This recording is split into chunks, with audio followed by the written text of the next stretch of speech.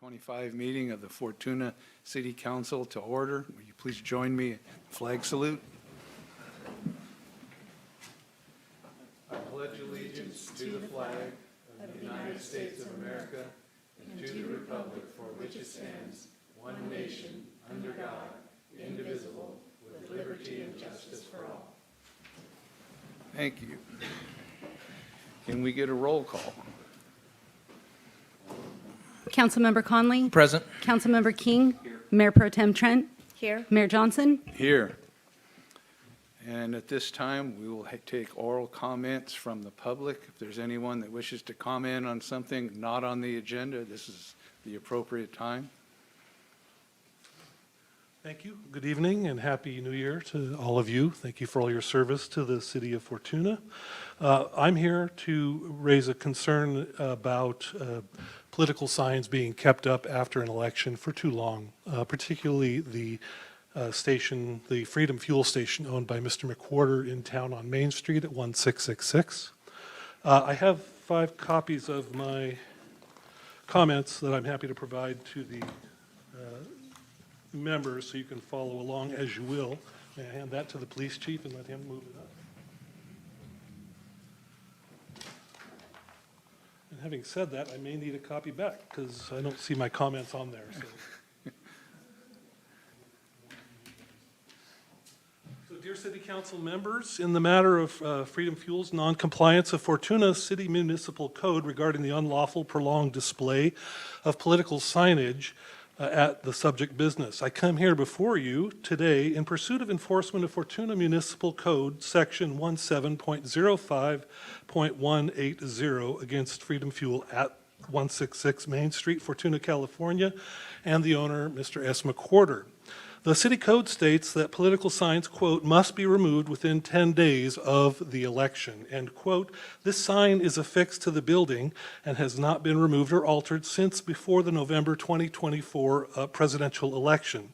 As of this meeting, 62 days have passed since the election, allowing for the 10-day removal requirement.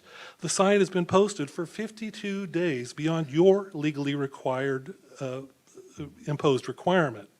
Shortly after the election, I notified the employees of the requirement to remove the dated election material and was told to take it up with Fortuna Police. I subsequently spoke to Officer Perez about this matter, and he stated he was not aware of such a requirement. I provided him the city code reference during my telephone contact with Officer Perez. He thought individuals had a First Amendment right to such signage, but agreed by the end of the call that this was a city matter. As the days passed, the sign remained, defiantly violating city code where every passerby could see city authority being flouted. In late November, I contacted the city planning department, and the planning director stated that he meets with Mr. McWhorter on other topics and would bring it up to him.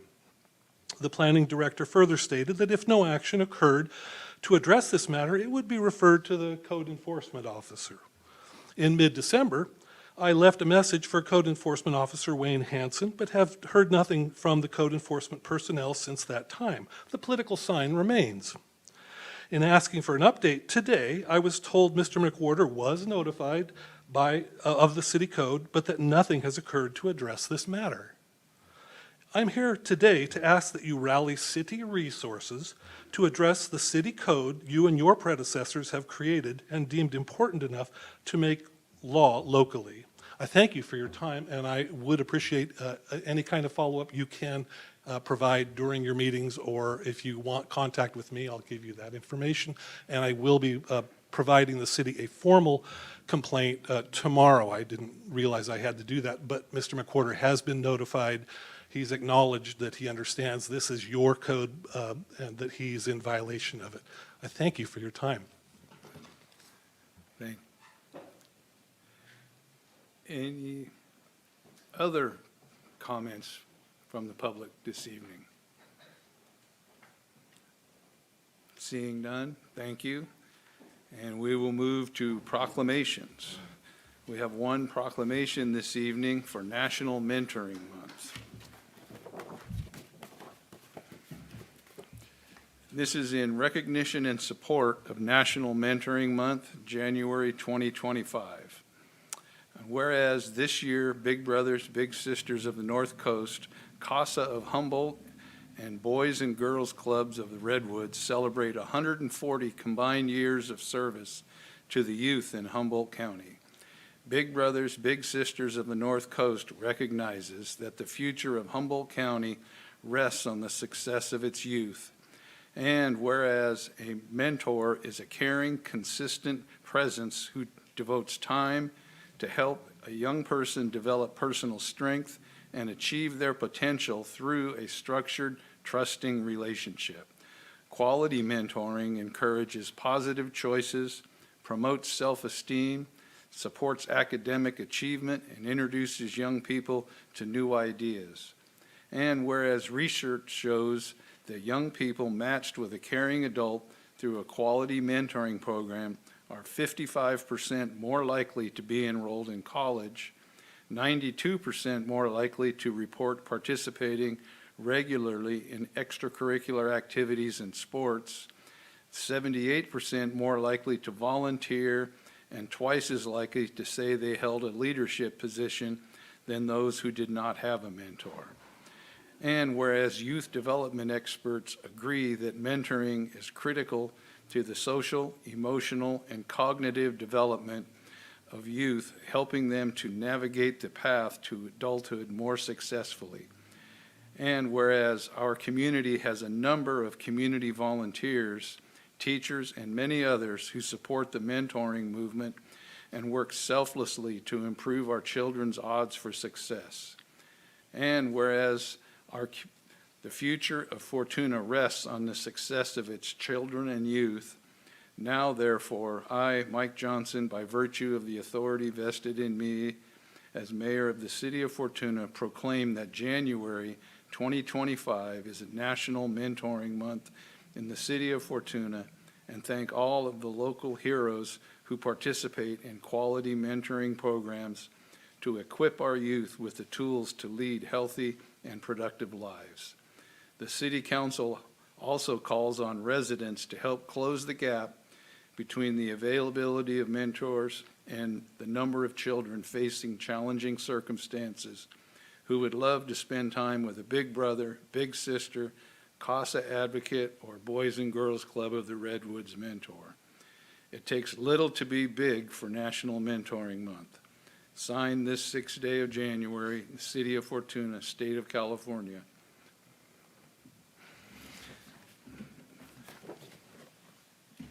Thank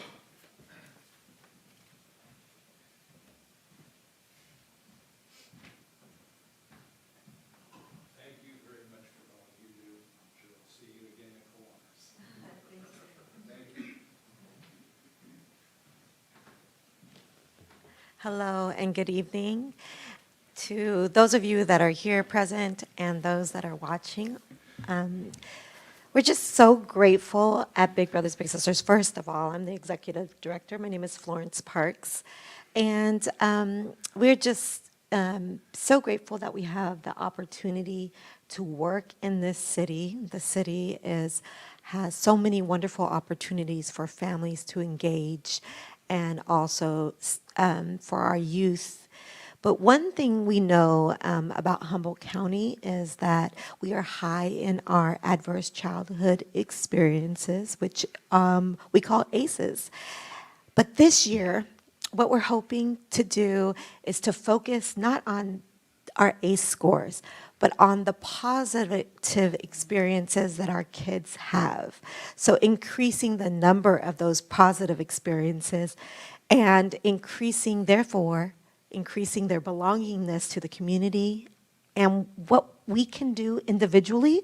One is what we call spontaneous mentoring, where each of us give value to our children, and when we see them and we give them eye contact and we give them little nudges and little gems. So that spontaneous mentoring can happen at any moment with any of us. And then we ask that those of us that have more time, that you show up responsibly in opportunities to volunteer and civically engage in our community in other ways. And one of those could be at our school sites, after school programs, and our schools have opportunities for us to volunteer.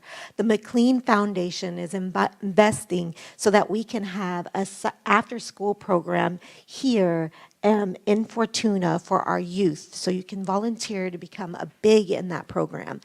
And another way that you can volunteer and be engaged in mentoring is through your connections in your own protective webs.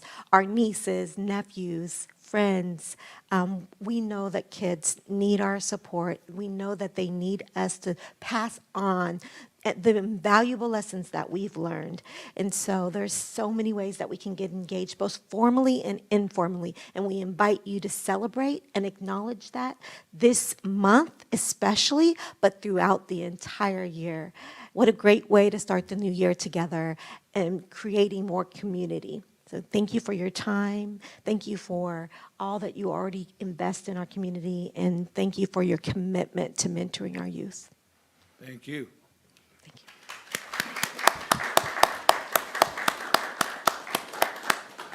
you. All right. We will move on to the consent calendar.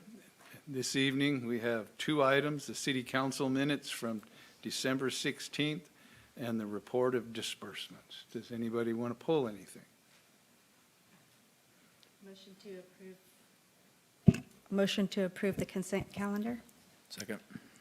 We have a motion and a second. All in favor? Aye. Aye. Opposed? None. Thank you. Now we'll move on to council business. Our first item is the second reading and adoption of ordinance 2024-769, amending the Fortuna Municipal Code Title 17 zoning regulations to add Chapter 17.10 reasonable accommodation policy and procedure, and find amendments to be exempt from CEQA, and the second reading and adoption of ordinance 2024-772, amending the Fortuna Municipal Code Title 17 zoning regulations regarding single-room occupancy facilities, and finding that the amendments are exempt from CEQA. We have staff report. We do. Good evening, Mayor Johnson and honorable council members. I'm Sherry Meads, your Community Development Director, and this is our second reading of these ordinances. So I could pull up the PowerPoint, but I just felt like, just briefly reminding folks of what we're trying to do with these ordinances would be hopefully sufficient for everyone. And obviously I can answer questions or pull up the PowerPoint at any point if that is desired. So the first of the two ordinances that we're talking about tonight is, as you mentioned, for the reasonable accommodation procedure. And how this has come about is that the city has an adopted general plan, which is like the constitution for the city. And one of the chapters within the general plan is the housing element. And that is a document that is standalone in some regards, but also part of the general plan. And we adopted our most recent housing element, which is called the sixth cycle, and it covers the period between 2019 and 2027. We adopted that on August 7th, 2019. It fulfills the state of California requirements to provide for a variety of housing types and to encourage housing for all. So the California Department of Housing and Community Development, which most of you guys probably know of as HCD, that's typically what they're called, they enforce housing element implementation. And while the city of Fortuna has made some progress towards implementing the programs and policies that are in our housing element, we're behind on a lot. And it isn't through lack of desire to do this work. We're just really resource strapped. And so it is, I'm trying to get us caught up now that I've been brought on board, but now we're even more staffing strapped. So anyways, so the reason this is important is if a housing element is decertified, in other words, if HCD says, you know what, you guys aren't doing enough, we need you to do more, and we don't think, that you're trying hard enough, we're gonna decertify your housing element. What that could lead to is the city to lose grant funds that are already allocated to us, grant future opportunities, and significant monthly penalties. HCD is fully staffed right now. Their enforcement team is out throughout the state doing these types of audits. In addition, developers could come in and take advantage of what's called the builder's remedy, which means they could pick a lot anywhere in the city and just bypass any zoning regulations or whatever. They could build a super big high-rise that's super noisy and super polluting, maybe. And anyways, they'd be able to bypass regulations. So it's really important that we stay compliant with our housing element. This ordinance, the first one that we're talking about, implements Housing Element Program H18, which is a requirement to formalize a process to provide individuals with disabilities reasonable accommodation in rules, policies, practices, and procedures to ensure equal access to housing and facilitate the development of housing for individuals with disabilities. And this is based on federal and state fair housing laws, which are detailed somewhat in the staff report that you've seen twice now. And the idea is to allow a person with an identified and certain type of disability that follows under all of the rules of the Fair Housing Amendments and the California Fair Employment and Housing Act to apply for relief from certain zoning conditions or requirements. An example that I provided in the staff report, excuse me, would be for someone that maybe needed to build a wheelchair ramp, and they couldn't do that without encroaching into a setback that the city may require as a zoning requirement. Well, that individual or their representative could come to the city and say, listen, I've got this disability, I need a wheelchair, I need to be able to, build the ramp, and then the community development director would evaluate that and approve or disapprove. If there was any negative action taken by the community development director, the person could appeal that to the city manager. But, the idea is just to make sure that anybody that needs the type of request is granted that request. So the ordinance has followed the municipal code requirements for zoning regulation amendments in that it went to the Planning Commission first on December 10th. They recommended approval to the council, who introduced and did a first reading on December 16th. The item was noticed in compliance with city requirements. It is fiscal impact is always part of our presentation, and so I will just mention that my time is covered through general fund budget amounts, and then I always send ordinances to our legal team that's on contract, and that is part of the budget too. So we no extra expenditures based on this. The project was evaluated. The ordinance is exempt from CEQA pursuant to two CEQA guideline sections, 15162 and 15061B3. And if approved, staff will file a notice of exemption as required by CEQA. So the Planning Commission and Community Development Department recommend that the council adopt ordinance 2024-769 and read by title only. And that's it for the first one. Do you want me, since you have to vote on it, yeah, thank you. Thank you. And there will be an opportunity, this is a public hearing, for the public to weigh in on this, but I'd ask if there's any questions from council. Any public comment? Well, can we get a motion? I'll make a motion to hold the second reading and adopt ordinance 2024-769 and read by title only. Second. We have a motion and a second. We get a roll call. Ordinance 2024-769, an ordinance of the City Council of the City of Fortuna to amend Fortuna Municipal Code Title 17 zoning regulations to add Chapter 17.10 reasonable accommodations, policies, and procedures, and find the amendment to be exempt from additional California Environmental Quality Act review under CEQA guidelines, Section 15162 and 15061B3. Councilmember Conley? Aye. Councilmember King? Aye. Mayor Pro Tem Trent? Yes. Mayor Johnson? Yes. Thank you. Now we can move on for the second reading and adoption of ordinance 2024-772. Thank you again, Mayor Johnson, and esteemed city council members. I'm Sherry Meads, your Community Development Director. And this ordinance comes about for the same reasons. It is part of our housing element programs and policies. It is something that HCD, as mentioned, the California Department of Housing and Community Development, identified as a priority to them. In their audit, they said these two ordinances that I'm bringing for the second reading tonight were the first step towards moving the needle the direction they would like to see us go. So this ordinance implements Housing Element Program H15, which is housing for extremely low-income households, by amending the Fortuna Municipal Code to allow for single-room occupancy facilities in compliance with state law. So the state requires that we do this, and that SRO facilities are not restricted more heavily than any other type of residential use.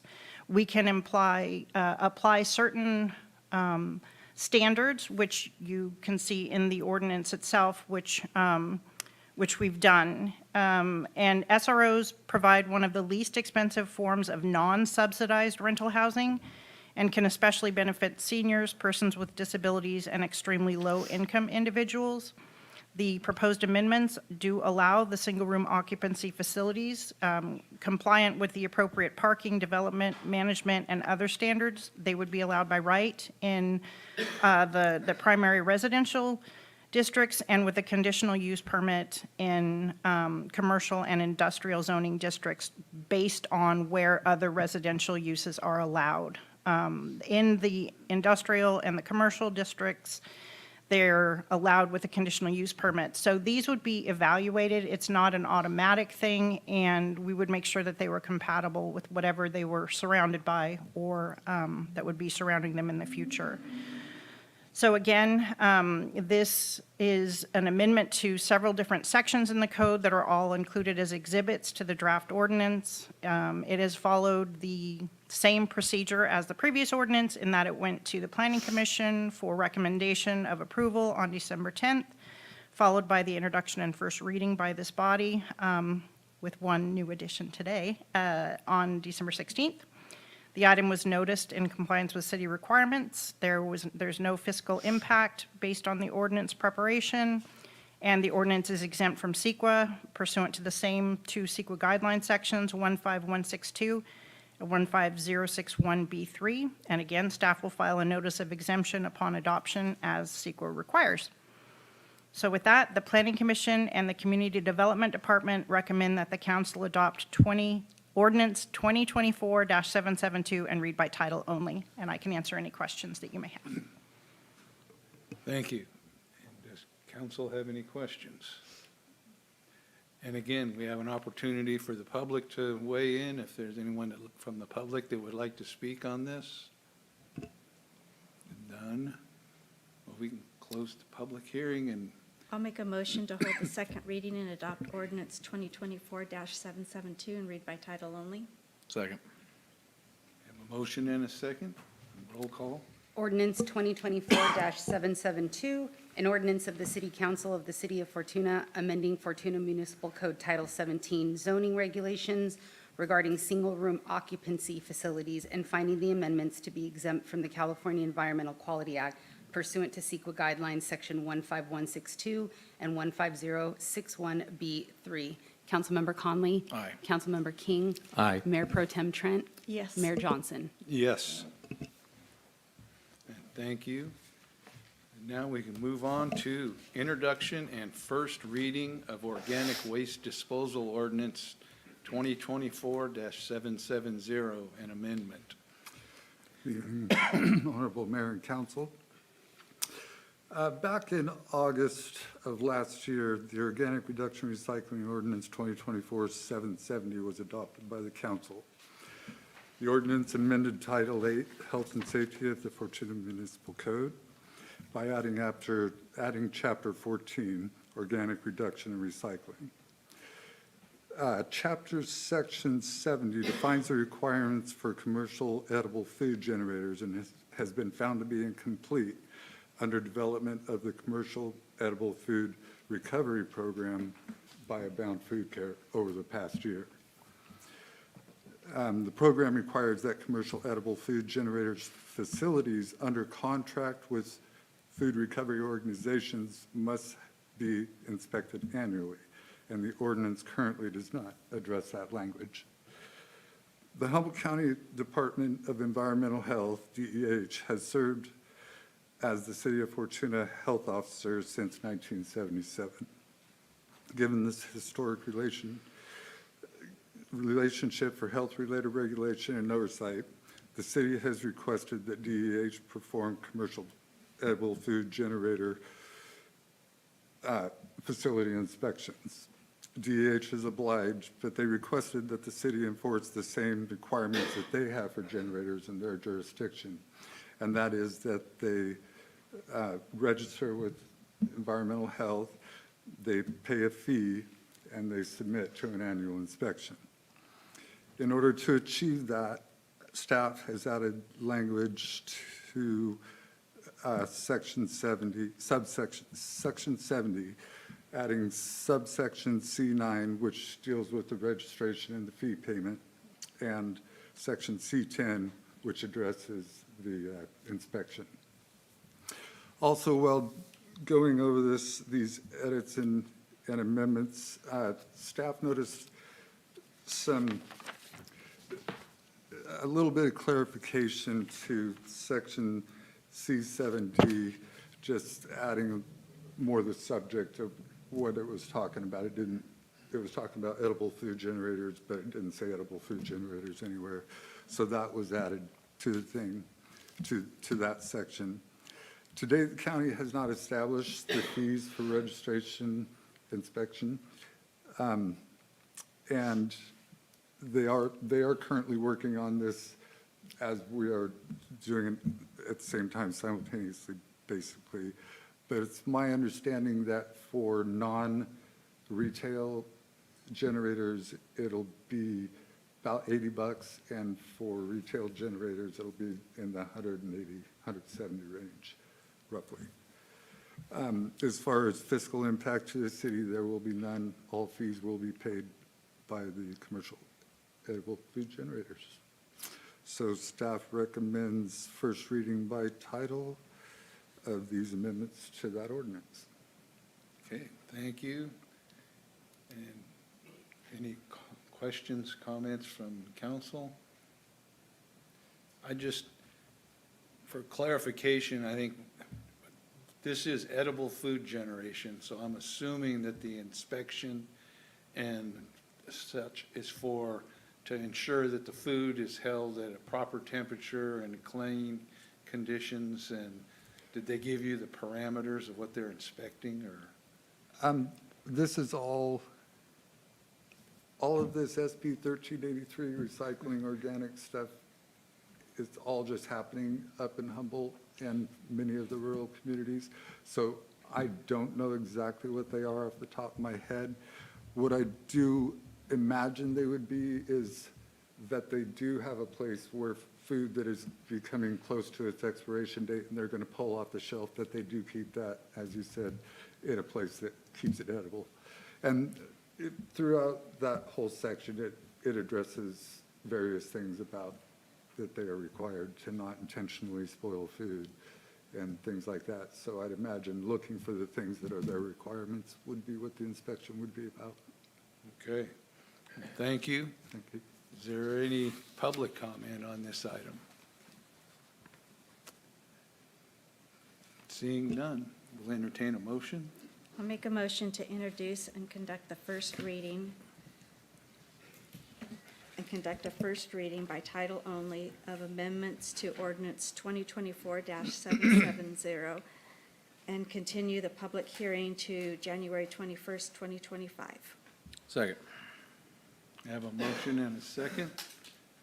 Ordinance 2024-770, an ordinance of the City Council of the City of Fortuna, California, amending Title 8, Health and Safety of the Fortuna Municipal Code by revising Chapter 8.14, Organic Reduction and Recycling Ordinance, Councilmember Conley, Aye. Councilmember King, Aye. Mayor Pro Tem Trent, Yes. Mayor Johnson. Yes.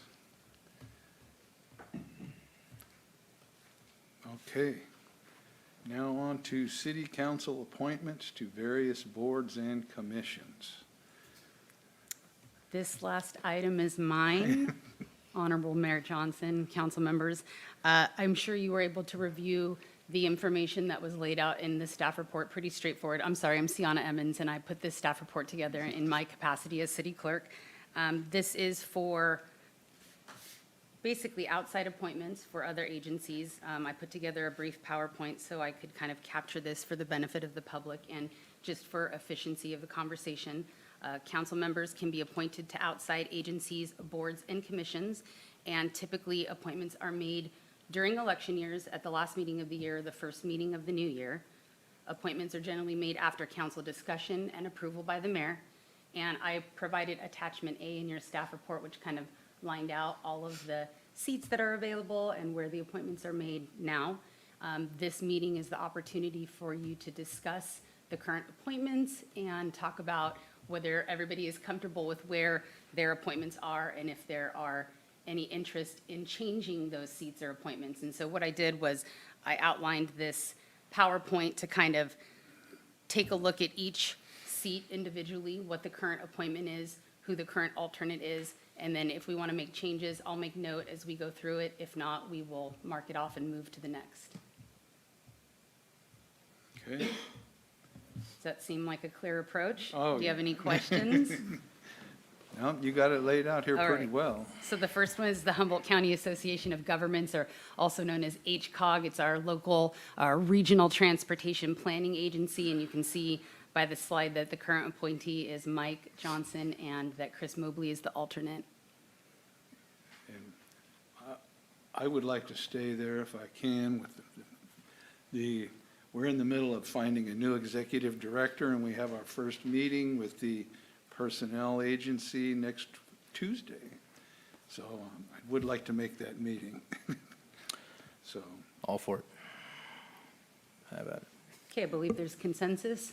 Yes. Have you checked with Councilperson Mobley to see if she wants to remain an alternate? I have not checked with Okay. her. I got her text kind of late in the evening, but we can circle back around and make sure that she's still available to Yeah, she serve should on the have the alternate opportunity. seat. Yeah, Okay. thank you.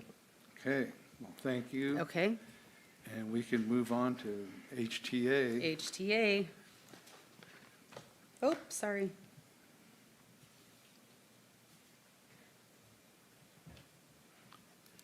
Here we go. So currently, Mayor Pro Tem Trent is the appointee and the alternate is vacant. I'd like to make a correction on that. The meetings are the first Wednesday of the month. And I thank you for that. I didn't go too far down the rabbit hole in going into the agency's website, so some of them might have changed since the information on the spreadsheet that I used. Thank you. You're welcome, and I'd like to keep that. Any interest in an I alternate? was going to say, do we have anybody that wants to be an alternate there? Well, being the new kid on the block, I'll serve at the pleasure of the mayor in any position you want, so I'm leaving it up to you. Well, that's actually it's an important position, too. It's not, I'll be the alternate for that one because I see some down the list that I'd rather fill this hole than that hole, so. Okay, consensus that Councilmember Conley will become the alternate. Next one is Redwood Region Economic Development Corporation, or REDEC. Councilmember Conley's currently the I would like to see appointee. if someone would like to switch positions with this, as there are some other committees that we're kind of discussing that I'd like to fill holes in, so. Mr. Mayor, I'll be happy to fill that role if you would like to put me there. I think as a business person, you'd probably like that one. What do you think, folks? I think that's a good idea. Yep. I Okay, think we'll move in that direction. okay. And any interest in an alternate? I'll stay alternate. I just want to switch Okay. and not be primary. Thank you. Perfect. All right, moving on. Fortuna Business Improvement District, FBID. Well, Chris isn't here, but I think she was enjoying that, from what I understand, being in that. So I didn't mention this earlier, but I should have. These appointments are not set for the duration of your term. So if at some point a schedule change happens or meetings start taking place at a time that doesn't work, we can revisit these appointments. I was going to suggest if when Councilmember Mobley comes back, if there's any changes that she wants to make, she has an opportunity to speak about them. Okay. Whoops. I'm sorry.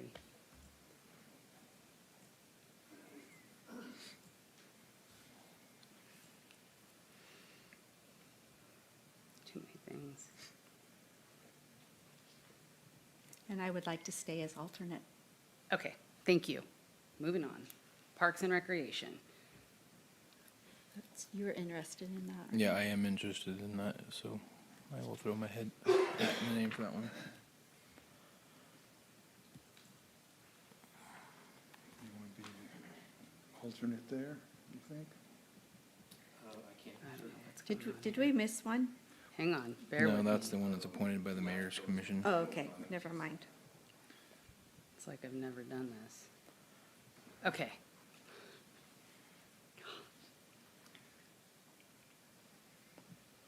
So Kyle, are you, I would like to be interested in the okay, appointee. and an alternate?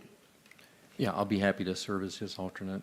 Okay, He's got kids in the program, I got grandkids, so Okay. we both are very interested in their outcome. and the Historical Commission currently, Mayor Johnson is the appointee and Chris Mobley's the alternate. I'd just soon say, yes, continue on. Fine with me.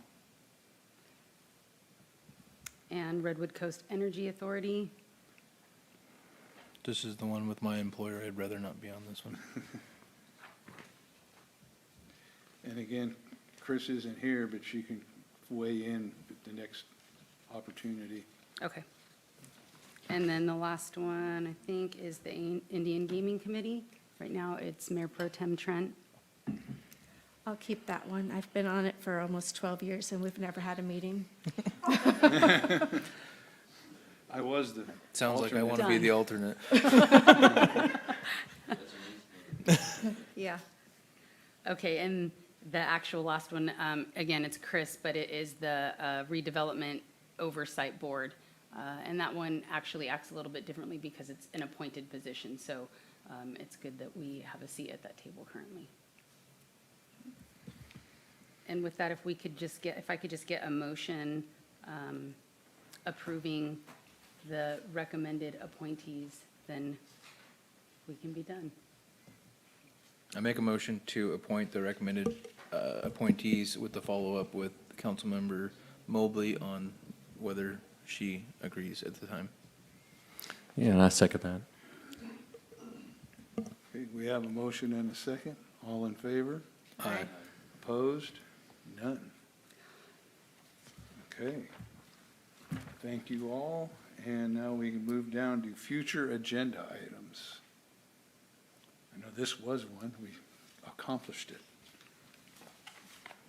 Any other? Doesn't look like we have any. So how about council reports, beginning with Councilmember Conley? Thank you. REDEC doesn't do much during the Christmas time. It's always like the same time as Christmas. So we stayed away from that meeting. And we actually are foregoing our next meeting, but there is a Humboldt County initiative that was started by Supervisor Arroyo. And she has interviewed 50-plus medical professionals out of Humboldt County. And she's going to have a good portion of those on a panel, including the CEO of Open Door, the director of both the hospitals in Mad River, there to talk about the doctor shortage in Humboldt County. And they're having an open forum on January 27th in the Eureka Vets building. So if you want to attend, there's going to be a limited amount of tickets that will be coming out soon. You'll see a press release kind of thing come out for that.